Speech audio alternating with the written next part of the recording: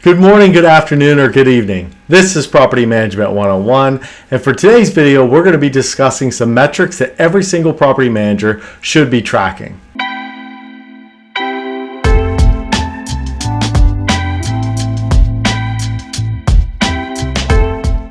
This video is the second part to the two-part series regarding 12 different metrics every property manager should be tracking. I will post the link to the first part in the video description. By tracking these metrics, it's going to allow you as the operator to have a very good grip on the overall performance of your property or your portfolio. Again, if you haven't seen the first part already, I would highly recommend watching that part before you watch this video.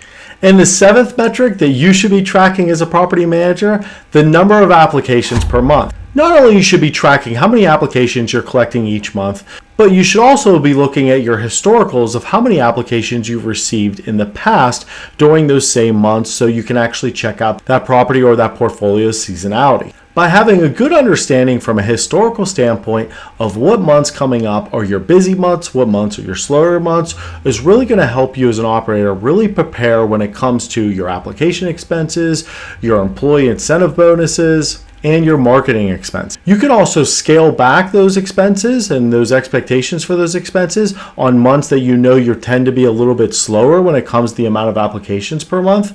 So knowing your historicals and knowing what you've achieved so far for that year is a really important factor when it comes to your planned expenses. Another reason why you want to know your historicals when it comes to the amount of applications you receive per month, you should be able to evaluate in real time if you're on pace with your historical norms or if you're behind the pace when it comes to what you've achieved so far at any given point of the month. By knowing this metric, it will allow you as the operator to have a good understanding of maybe where you have opportunities to improve or what you can expect from an expense standpoint. The number 8 metric that every property manager should be tracking is the number of expirations per month. Now, this metric is going to be slightly different than the amount of applications per month.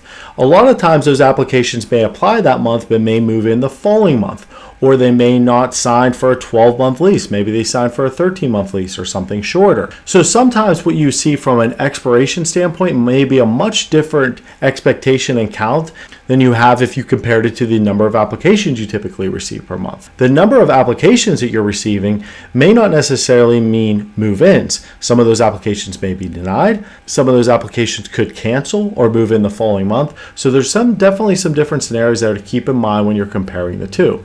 But with expirations and knowing that count per month, it is a great metric to also be aware of so you can also prepare for upcoming expenses. The expenses, though, are going to look quite different than you are when you're looking at your number of applications per month. Knowing the number of expirations that you have coming up in future months will allow you as the operator to really plan out your expenses for those months as well.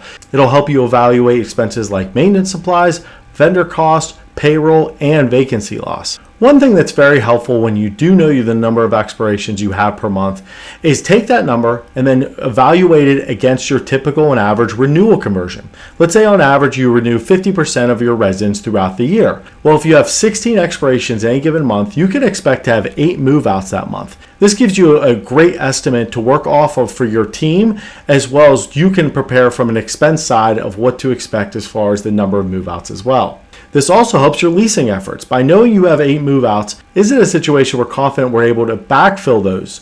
If the answer is no, then we may want to look at less aggressive renewal offers, or maybe we have to actually spike up our marketing dollars to prepare for that additional loss. This will allow you to have a good forecast of any type of dips or any type of peaks you may see from an occupancy standpoint. The 9th metric that every property manager should be constantly tracking is occupancy percentage.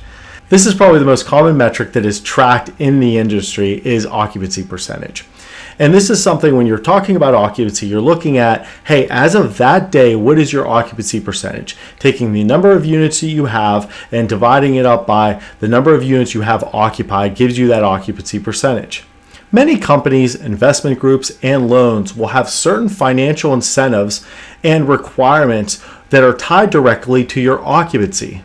By having a strong, consistent occupancy at all times will really help your asset or your portfolio be in a good position to always perform. I hope you're enjoying this video so far and you're learning something new. If so, please don't forget to like, subscribe, and turn on notifications for future videos.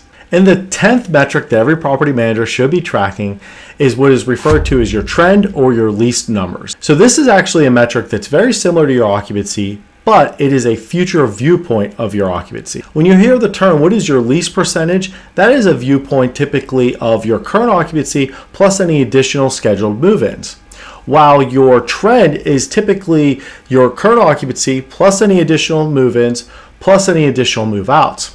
I have seen some companies use these terms slightly different, but these are the most common scenarios I've seen these terms used in the industry. Knowing your trend or lease numbers will give you a really good future viewpoint of the performance or expected performance of your property in the near future. The 11th metric you should be tracking as a property manager is your average rent.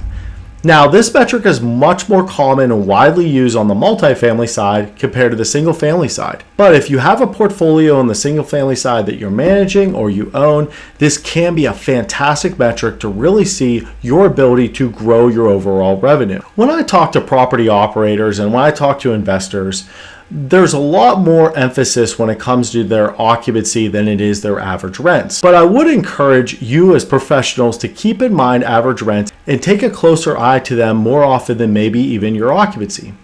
When we look at our ability to generate more revenue for our properties, we're always going to be capped by the number of units we have under management. But when we look at our average rents, we're not nearly as capped on our ability to generate more revenue by simply raising our average rents more. So this is why it's such a great metric to look at when it comes to our overall position to increase our revenue at our property or portfolio. And the last metric, number 12, this is probably the biggest impactor of them all, is your NOI. Every property manager should be tracking their NOI at any given point. NOI is a very common acronym in the property management industry. For those of you that do not know, what it stands for is net operating income. What goes into your net operating income or your NOI is a combination of all of your income that you've received. This includes your rent, fees, charges, and your rentable items that you would collect rent for against all of your expenses, such as your utilities, office supplies, maintenance supplies, and your vendor cost. Oftentimes, a property manager or a regional manager will be incentivized by the amount of the NOI achieved at their given property or portfolio. Again, this is simply the amount of revenue we were able to achieve at that property. As you can imagine, most investors really zone in on this metric more than any other metric, as this is what they're taking home as part of their revenue for that given property. And for a video recap today, please keep in mind these 6 metrics to ensure you're positioning yourself to be aware of the overall performance for your property or portfolio. Number 7, number of applications per month. Number 8, number of expirations per month. Number 9, your overall occupancy percentage. Number 10, your lease and or trend numbers. Number 11, your average rent. And number 12, your NOI or net operating income. By knowing and keeping a good pulse on these metrics, it's going to allow you as the property manager to always be aware of your performance of your property or your portfolio. I hope you enjoyed this video and learned something new. If so, please don't forget to like, subscribe, and turn on notifications for future videos. If you've not already done so, please watch my disclosure video as well as my why I do this video. And if you haven't connected to our LinkedIn and our Instagram page yet, please do so for industry news, polls, and video releases. If you have any questions about this video or any of my videos, feel free to leave a comment. I'll be happy to address it for you. Happy leasing!